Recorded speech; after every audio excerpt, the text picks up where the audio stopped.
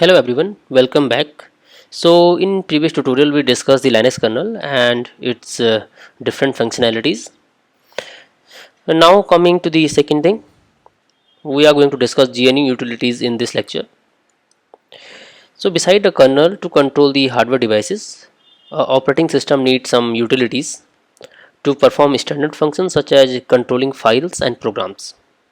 While Linus created the Linux kernel system, he has no system utilities to run on it. But a group of people were working at the same time to develop a set of utilities that mimic the popular operating system Unix. Right. So the GNU organization developed a complete set of Unix utilities, but they had no kernel to run them on. Right. So you could understand Linus created the Linux system or Linux kernel, but he had no GNU utilities. On the other hand, GNU created utilities, but they had no kernel. So uniting the Linux kernel with utilities developed by GNU, that created a free operating system which was completely functional and free. Right. Now let us discuss the core GNU utilities. The core bundle of utilities supported for Linux system is called Core Utils package, and it has basically three parts. So the first part is handling files, second one is manipulating text, and the last one is managing processes.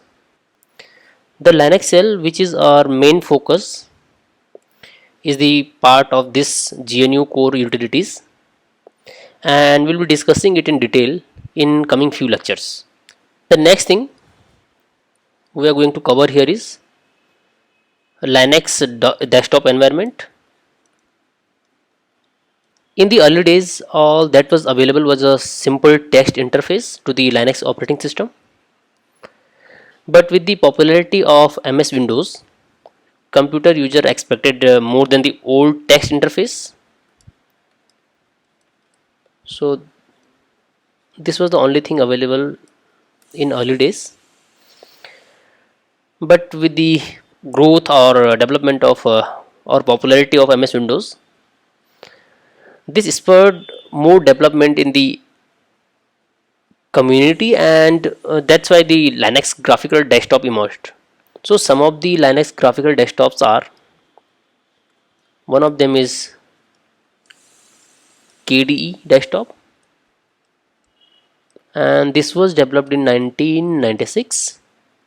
Second is Genome desktop.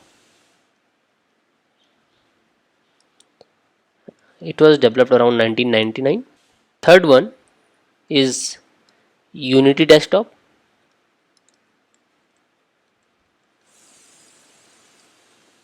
and you will find out this Unity desktop in Ubuntu if you have installed that. So there are some of other desktop environment that are not as fancy as these KD or Genome, but they will provide you some basic functionalities or basic graphical functionalities. So the desktops are Fluxbox, second is XFCE, third one JWM, FVWM, fifth one FVWM 95, and so on. Okay, so you have understood these things in detail. Now there are some other terms, and one of the most important term that you have heard is Linux distributions. So the four components that we have discussed first, if you keep them together or you put them together, to make a complete Linux system. That Linux system is called distribution. So you have combined all those together. So the first one was Linux kernel, then was GNU utilities, then we talked about graphical desktop environment and application software. So when you combine all those together, you create a Linux distribution.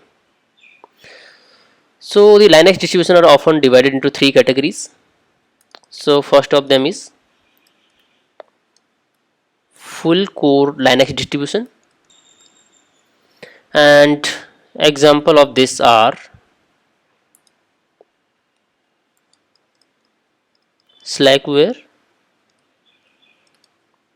Red Hat, this is commercial version, Fedora, Debian system, and so on. Second is specialized distributions,